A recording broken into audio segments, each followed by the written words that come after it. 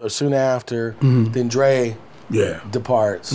So what happened there when? Well, with Dre, when Dre leaving, the trip part about with Dre leaving, it was more of everybody leaving, you know, because we felt like with Jerry Heller being at the stage that he was at, no disrespect to Jerry Heller, rest in peace, God rest him dead, because without Jerry, we wouldn't probably be as successful as we were.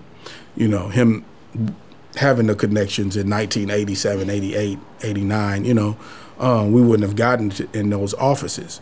But I think his was more of an enlightenment of what the future was about to become. Because when Dre left, Dre really was like the whole glue to everybody. He was like more like a Grand Central Station for all of us. He was like the Yoda for everybody. Like, okay, if Dre leaving, we not about to have shit really, you know what I mean? Yeah. Now, Eric was more like a person like this. He was more like, I'm gonna move on regardless, because I got a Hutch, I got a Rhythm D, I got all these different, you know, I got all these different things, but as long as I got you, Hutch, we good, you know what I mean? I got other people in the wings waiting to go. That's just, he knew how, he had a vision as a businessman. Yeah. Dre really was like, man, I'm out here because it's not right. Just like how Cube was, it's not right, it just wasn't right. It wasn't hostile or anything, it just wasn't right, he was saying, you know. So when he exited, it was really awkward because you got to realize, Above the Law, when we came in, primarily all we dealt with was Eazy E, Dr. Dre, and Laylaw. Yeah. Now, they about to go over here. Yeah. We about to have to be here because we just fresh into a deal. So now we like, okay, I want to be cool with my bro, but I want to be cool with my other bro. Yeah. You know what I mean? So it was hard, homie. Like it was real hard. I mean, when he left, it was hard. It was like tearing, you know, it was tearing apart. Like, can't split yourself down the middle. Yeah. You know, so that was really a hard time for us, you know, because, you know, on one level you wanna honor Eazy, because both of them they were instrumental in getting us in the game. Yeah. You know, so that was really hard for us. So, but at one point you had to kind of pick sides, right? I mean, not really had to pick sides. We're businessmen. Businessmen. I understand this. When you think about Above the Law, we businessmen. We're not a boy band. Yep. We went to put together. We grew up hustling. We took our money. We created a business. Yep. Above the Law is our business. Now, we're in a contract. We sit down with attorneys and say, hey, do we have any leverage to go to death row? No, you don't. You're fresh into a contract. This is what they're saying. If you leave, you'll never put out another record. These are all the legal people saying. So, hey, our loyalty lies with Above the Law, our business. Yeah. Period. Yep. That's how we get down. Yeah. We don't get down no other type of way. Ruthless was a business. Although we looked at it like a family and bros, it was a business for us. That was people that we did business with, you know. So I won't say we picked a side because we still stayed cordial and polite as we could be about Dre leaving like he left. Yeah. In the way that it was a difference between Eazy E and him, and it kind of made us have to choose a side. Yeah. But we have to roll with our business. So it wasn't really like we had to pick a side. It's just, you know, we have to be a Ruthless regardless because of our business. You know, our attorneys sit us down and say, look, these are the 10 things that you have to honor because you signed. Yeah. You know. Now, if you want to roll in the sunset and be the homie in the background, you'd have never heard of Above the Law anymore. Yeah. You wouldn't have heard a record like a Black Superman if you wouldn't have heard VSOP. You wouldn't have heard anything because those records hadn't came yet. Yeah. You know, so.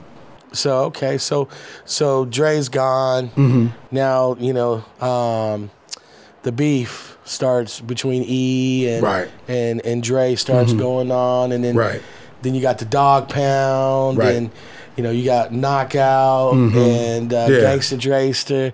So did you get involved like with that that beef at all? No, because I have a business to protect, which was Above the Law. Yep. You know, I think what people fail to realize is that the beef was between Dr. Dre and Eazy E. Yeah. It never had anything to do with anybody else but those two people.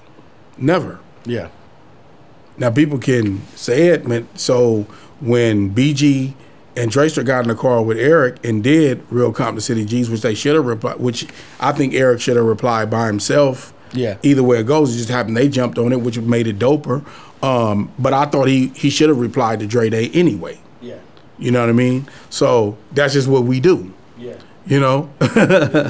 So I think that's, you know, the dog pound, I don't really think that, me honestly, I don't really think that Dre needed help to be at odds with Eazy, or Eazy needed help to be at odds with Dre. There, you know, they had their indifferences, you know, and they couldn't work it out at the particular time, and that's the way they felt about each other. Once guys who considered themselves as being brothers, now were enemies, you know. And I didn't feel like it was healthy for Above the Law to be involved in that. Yeah. You know, just as our business, like I said, like, oh, we're gonna pick sides, we're gonna be, you know, we're gonna be, for what? It has nothing to do with us. That's not what businessmen do. Yeah. You know. So there was never an instance where, you know, you're with Eric, Eazy E, and you know, Suge. You know, anytime any Suge or Death Row, any confrontation. Nah, anything? I mean, no, because what you're really talking about, you're talking about a multi-millionaire, and you're talking about somebody who's actually just a music guy. Yeah. It's not really, you know what I'm saying? It's not, and you're talking about two power brokers. You know, Eric was going to protect himself, but he wasn't going looking for trouble. He wasn't like, oh, I'm in a beef or something. You know, it's a funny story. I remember he called me one day. He said, hey, I got to go up to Priority and pick up something. He said, man, can you meet me somewhere? I'm like, yeah. I said, yeah, I want you to roll. He said, I want you to roll with me. I said, what's going on? He said, you got your strap? I said, I always got my strap. So he's like, I said, is a problem up there? He said, nah, just in case something jump off, I just need you to have my back. So I go meet him. So we go up there, wasn't no problem. But he was more like that. He was prepared, you know, and if he was by himself, Eric didn't, unless he was public, he was rolling with bodyguards. But other than that, he gonna call the home and be like, hey, where you at? You know, I was like, I think I was in the valley or somewhere. I was close by, you know. And he's like, well, swing by the office, you know, and you got your strap? I'm like, yeah, I got it. And I was like, boy, you crazy. But I think he was more prepared at that time because he felt like something could happen. When Suge got kind of really involved with Dre's business, people make all this noise about it. It really wasn't all that. It more was like, go do what you gonna do, and you do what you gonna do, and then it went on records. You know what I mean? It wasn't just on records, man. It wasn't really like nobody, oh, I'm gonna meet you at the club and we gonna fight. It never was nothing like that. You know, because it's too many, to me, the, you know, the level that Eric's position and power at that point, he wouldn't do that. He wouldn't jeopardize that. You know, that's just how he was wired.